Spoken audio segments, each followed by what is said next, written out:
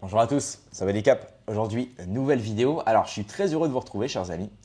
Aujourd'hui, on va parler d'une vidéo que Philippe Grenier a remis en ligne, que moi j'avais déjà mis en ligne sur Instagram aussi.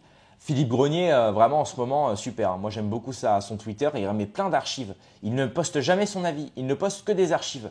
Donc, c'est vraiment sympathique. Alors, il dit bonjour, @parquet de Paris. Comment se fait-il que personne n'ait poursuivi ce monsieur? Quand je suis à Paris, dans le métro, j'ai du mal à ressentir Dieu. Surtout avec les odeurs du noir qui ne s'est pas lavé pendant 4 jours. Deux poids, deux mesures, point d'interrogation. Merci pour votre réponse. Qui est cet homme? Alors cet homme-là, logiquement j'ai envie de dire c'est un rabbin, puisqu'il a la prestance du rabbin. Il poste une vidéo sur torah-box.com qui est un site avec justement des rabbins qui conseillent les juifs ou ceux qui veulent le devenir ou ceux qui souhaitent s'enrichir religieusement parlant, ce qui est une bonne démarche d'avoir un site internet où on se concentre sur sa religion, on essaye de fidéliser ses religieux, on essaye de guider aussi les gens qui se mettent dans la religion, ce qui est plutôt pas mal. Moi, je suis pour. Si tu as envie d'être religieux, tu le laisses. Si tu as envie d'être même, ne serait-ce que de prendre part de la philosophie religieuse, ce qui est intéressant aussi, pourquoi pas. Mais c'est vrai que un type sur un plateau télé qui va dire on va se regarder les vidéos d'ailleurs juste après, mais un type qui dit j'ai du mal à ressentir Dieu dans le métro, surtout avec l'odeur du noir qui ne s'est pas lavé, je suis pas sûr que ça passe à la télé. Enfin, je pense que demain matin, l'Arcom elle est saisie, la chaîne se prend une amende, la personne se fait envoyer au tribunal. Enfin, il faut quand même rappeler que Zemmour a été condamné pour avoir dit à une femme noire Absatou, non, ça vous va pas, je pense que Corinne, ça vous irait mieux. Il a simplement dit ça. Et il s'est fait condamner pour ça. Bon, maintenant, on a un rabbin qui, bon, c'est pas à la télé, c'est sur une chaîne internet. Mais quand même, c'est diffusé de manière. Il parle la langue française, c'est diffusé sur le internet français. C'est une vidéo qui est très connue, qui a fait énormément de vues, qui a été relayée et relayée. Cet homme-là n'est pas poursuivi. Cet homme-là, ce site-là ne s'est pas fait fermer, n'a pas eu d'emmerde judiciaire. La personne en question, pareil, n'a pas été poursuivie. La télé n'en a pas parlé, etc., etc. On a envie de se poser des questions. On se demande, est-ce que cette personne est protégée? Est-ce que cette personne est protégée peut-être par Dieu? On ne sait pas. On ne sait pas. On va écouter ce qu'il a dit. De toute façon, c'est ce qu'on a lu à l'écrit. Mais Quand je suis à Paris, en plein milieu d'un métro, j'ai du mal à ressentir Dieu. Surtout avec les odeurs du noir qui est venu à côté, qui s'est pas lavé pendant 4 jours.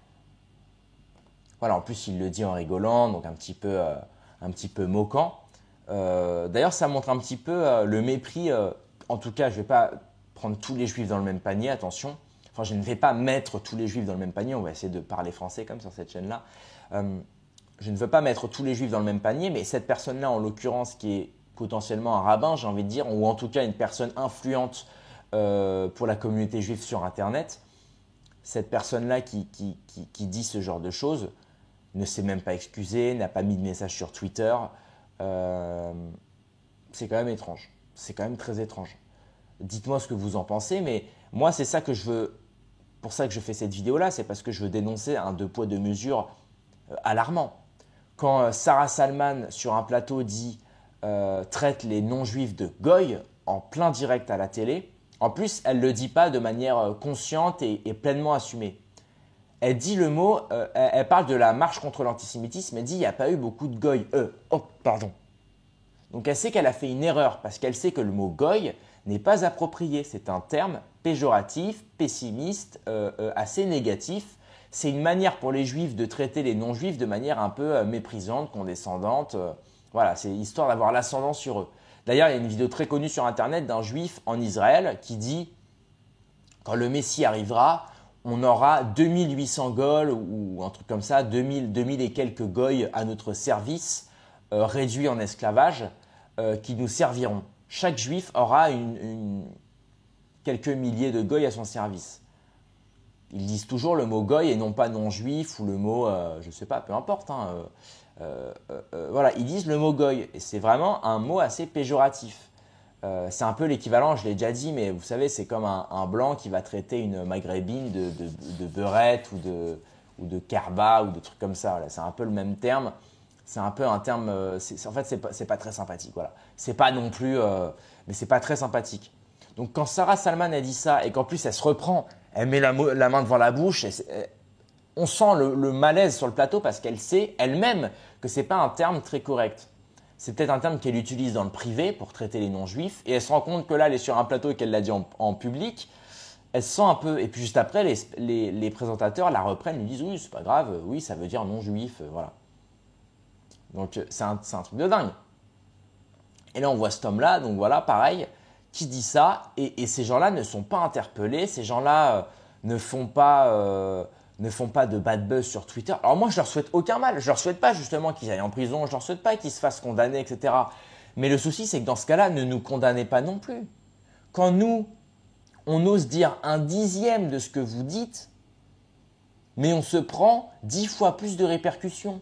On se mange des tweets, on se mange des articles sur des sites internet qui nous diffament, on se mange des perquisitions, on se mange des condamnations, des rendez-vous chez le procureur, chez la justice, on se fait censurer sur les réseaux sociaux, on se fait fermer nos comptes TikTok, Instagram, Twitter.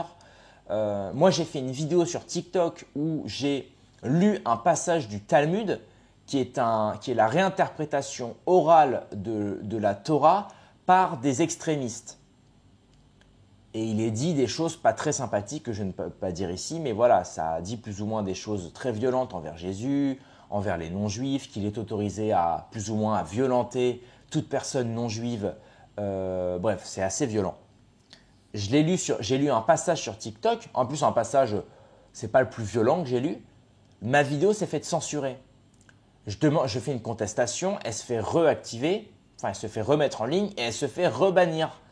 Alors que TikTok, c'est un réseau chinois, enfin qui n'a pas vraiment de… Mais la modération française m'a suspendu ma vidéo. Enfin, c'est quand même dingue.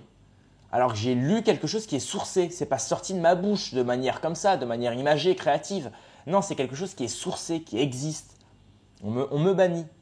Alors que quand c'est quelqu'un qui sort, alors regardez cet homme-là, que j'apprécie, j'ai rien contre lui, mais quand il vous dit le noir pue, c'est évidemment du racisme. C'est le cliché du noir qui sent mauvais parce que le noir il se lave pas, parce que le noir il sent plus fort que les autres, parce que le noir, il est souvent relié à l'animalité. Parce que l'Afrique, c'est plus sauvage que d'autres continents qui sont plus… Enfin, vous voyez ce que je veux dire?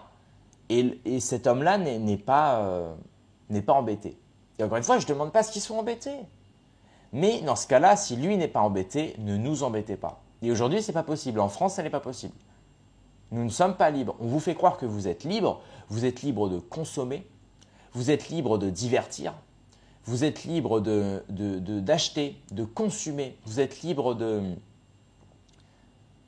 Mais vous n'êtes pas libre de penser, vous n'êtes pas libre de parler, vous n'êtes pas libre d'expressionner, vous n'êtes pas libre dans l'expression, dans la créativité artistique. Non, on vous bridera si ça va à l'encontre du système, si ça va à l'encontre du grand capital, si ça va à l'encontre d'oligarques, si ça va à l'encontre de la doctrine, on va dire, plutocrate.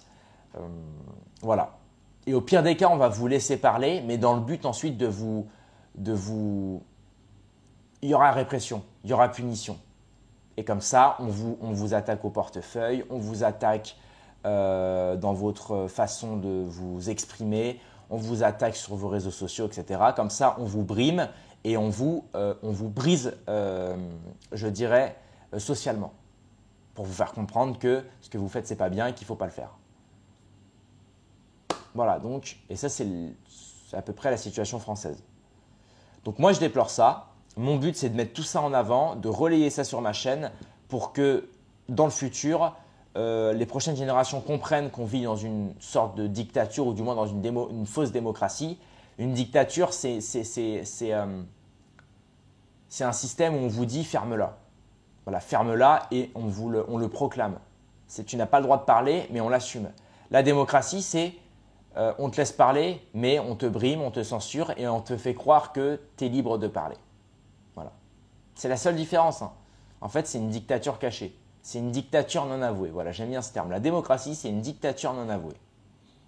Et je pense que je pourrais finir cette vidéo là-dessus. Donc en tout cas, cet homme-là, bon bah voilà, c'est malheureux. J'attends des excuses solennelles de cette personne-là, j'espère en tout cas, pour tous les Noirs de France et d'ailleurs. Et d'ailleurs, j'ai pas vu beaucoup de Noirs s'exprimer là-dessus. On verra. Faudrait que j'arrobase Marvel Fitness parce que c'est un Noir assez connu sur les réseaux sociaux qui a de l'influence. Peut-être faudrait qu'il en parle dans un de ses TikTok ou dans un de ses lives, voir ce que la communauté en pense. Bref, c'est tout pour cette vidéo. Si vous aimez mon contenu, abonnez-vous. On a passé les 42 000 abonnés. Je vous en remercie tellement, ça fait plaisir. Road to 50 000. Mettez un like, abonnez-vous. Et puis rendez-vous dans quelques heures ou à demain pour une prochaine vidéo. Paix et amour sur mes amis et mes ennemis. Et surtout sans mes ennemis.